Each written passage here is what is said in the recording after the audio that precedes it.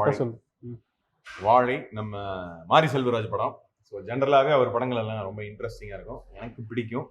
வாழை வந்து நான் கேட்ட வரைக்கும் ரொம்ப ஒரு ட்ராஜடிக்கான ஒரு சப்ஜெக்ட் அப்படின்னு கேள்விப்பட்டேன். ஆமாம், படத்தோட கதை இது கதைன்னு சொல்ல முடியாது, இது வந்து ஒரு வாழ்வியல் அப்படின்னு தான் சொல்லணும். அதாவது மாரி செல்வராஜ் வந்து அவர் லைஃப்பில் நடந்த சில விஷயங்களையும் சில வழிகளையும் இந்த படத்தில் வந்து ரொம்ப அழகாக பதிவு பண்ணியிருக்காரு.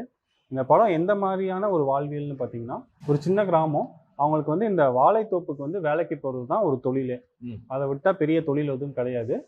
டெய்லியும் வேலைக்கு போனால் தான் அவங்களால சாப்பிட முடியும். ஸோ அந்த மாதிரி ஒரு நிலைமை தான். எல்லா ஊர்லேயும் பார்த்தீங்கன்னா, இந்த ஸ்கூல் லீவ் விட்டால் பசங்க வந்து ரொம்ப ஜாலியாக இருப்பாங்க. ஆனால் இந்த ஊரில் ஸ்கூல் லீவ் விட்டால் பசங்களும் வேலைக்கு போய் தான் ஆகணும். அந்த மாதிரியான ஒரு கட்டாயம் தான். அதனாலேயே வந்து இந்த ஊரில் இருக்கிற பசங்களுக்கு வந்து லீவே பிடிக்க மாட்டேங்குது. இங்கே 2 சின்ன பசங்களை பற்றி காட்டுறாங்க இந்த படத்தில். அவங்களுக்கு என்ன ஆச்சு இந்த வாழைத்தோப்புக்கு வேலைக்கு போகிறதுனால, அதே மாதிரி இந்த ஊர் மக்களுக்கு என்ன ஆச்சு அப்படின்றத இந்த படத்தோட மீதி கதை. படத்துடைய ஃபர்ஸ்ட் ஹாஃப் படத்தோட ஃபர்ஸ்ட் ஹாஃப் ரொம்பவே நல்லா இருந்துச்சு. இந்த படம் எதை நோக்கி போகுது அப்படின்லாம் நம்மளால் கெஸ் பண்ணவும் முடியாது, நமக்கு தோணவும் தோணாது. அந்த அளவுக்கு வந்து ஒவ்வொரு சீனையுமே அவங்க வந்து இன்ட்ரெஸ்டிங்காகவும் கொஞ்சம் ஹியூமராகவும் பண்ணியிருந்தாங்க. ரொம்பவே நல்லா இருந்துச்சு. அதே மாதிரி இந்த படத்தில் நடித்தவங்க மோஸ்ட்டாக வந்து நியூ ஃபேஸஸ் தான் பல கேரக்டர்ஸுக்கு.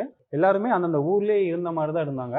ரொம்ப நல்லாவே நடிச்சிருந்தாங்க. அதுலேயும் குறிப்பாக வந்து அந்த ஒரு பையனோட அம்மாவாக ஒருத்தவங்க நடிச்சிருப்பாங்க. ஒரு 2 சீன் தான் ரொம்ப நல்லா பண்ணியிருந்தாங்க. அவங்களாம் இது வரைக்கும் கேமரா முன்னாடியே வந்திருக்க மாட்டாங்க எனக்கு தெரிஞ்சு. ஆனால் ரொம்ப யதார்த்தமாக நடிச்சிருந்தாங்க. அதே மாதிரி கேமரா ஒர்க்குமே இந்த படத்துக்கு வந்து என்ன ஒரு கலரு என்ன ஒரு ஷேட் இருக்கணுமோ அதை ரொம்ப கரெக்டாக பண்ணியிருந்தாங்க.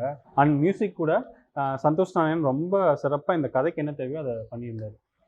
படத்துடைய செகண்ட் ஹாஃப் படத்தோட செகண்ட் ஹாஃபும் பார்த்தீங்கன்னா, அந்த சின்ன பையன் வந்து வேலைக்கு போகாமல் ஸ்கூல் நடக்கிற ஒரு கல்ச்சுரல் காம்படிஷனுக்கு ப்ராக்டிஸ் பண்ணணும் அப்படின்ற மாதிரி கதை ஆரம்பிக்கும்.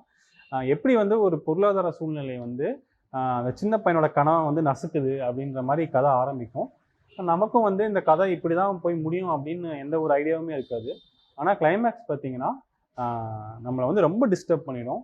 அண்ட் இது எல்லாமே ஒரு உண்மை சம்பவம் அப்படின்னு நினைக்கிறப்ப நமக்கு வந்து கண்டிப்பாக வந்து தூக்கமே வராது. அந்தளவுக்கு வந்து ரொம்ப டிஸ்டர்பிங்காக இருக்கும். மொத்தத்தில் வாழை எப்படி? மொத்தத்தில் இந்த படம் எளிய மக்களோட வழிகளை பற்றி பேசுது.